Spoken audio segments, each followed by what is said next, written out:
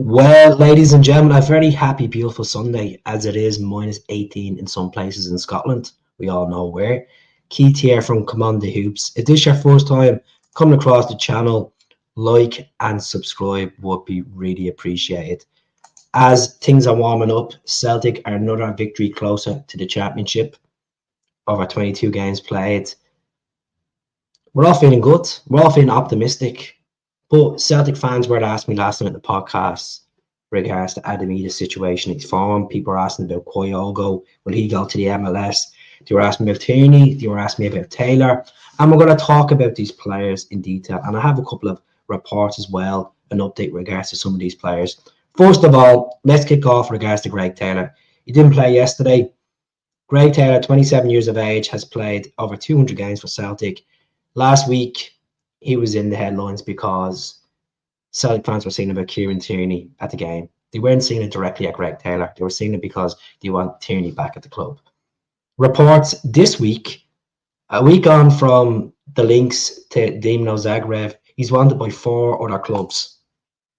And it comes from the Daily Record. Turkish outfit, Trabzonspor are interested in signing him. The likes of Espanyol in La Liga, which I think would be a decent move from if he was to go there, because Barcelona's a phenomenal city.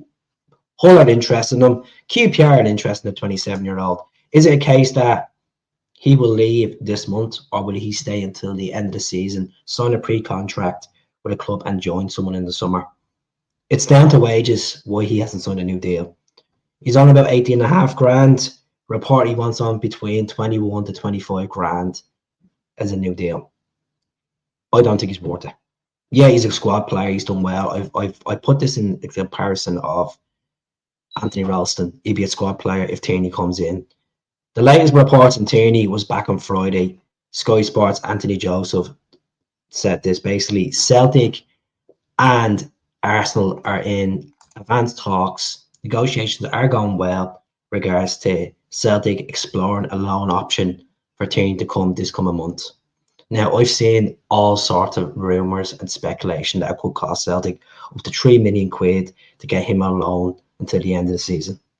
And then we're going to sign him on a pre-contract for 3 years. I'm a fan of Tierney. I want Tierney in the building. His injury record is not great. We all know the situation. He's only played 69 minutes for Arsenal this season. And that was against Crystal Palace 3 weeks ago. He's been on the bench in the last 2 games for Arsenal, but he hasn't featured. Will that happen with Tierney? It depends on Taylor.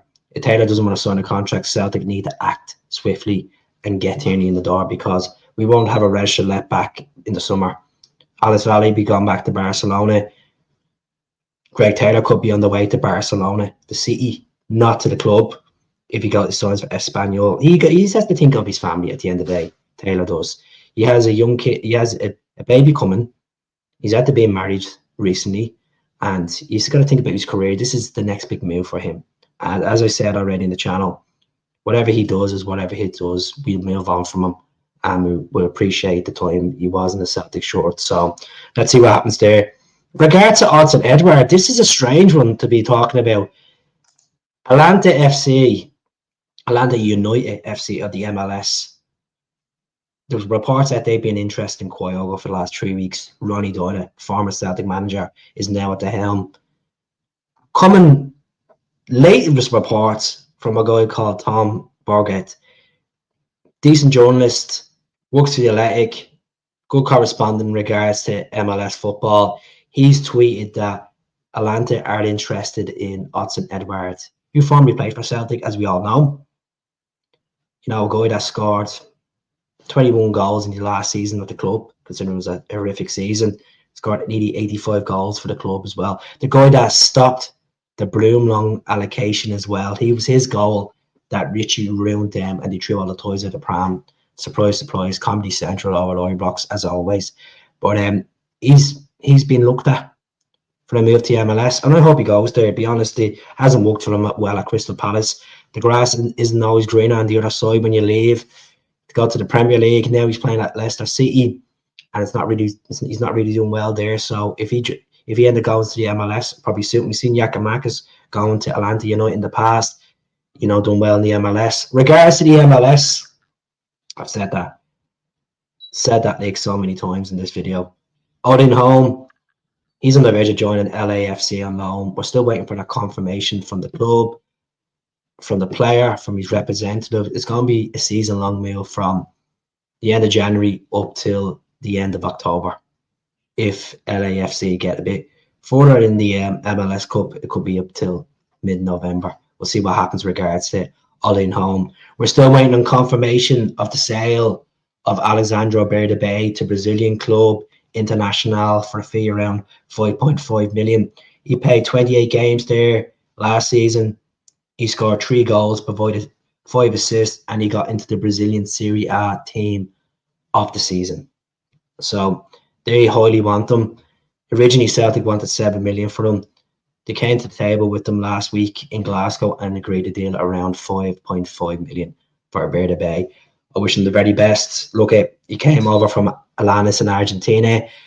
Didn't really work out for him. Scored 1 goal in there. It was a cracker of a goal as well. But time for him to move on. This is why we need to strengthen this position.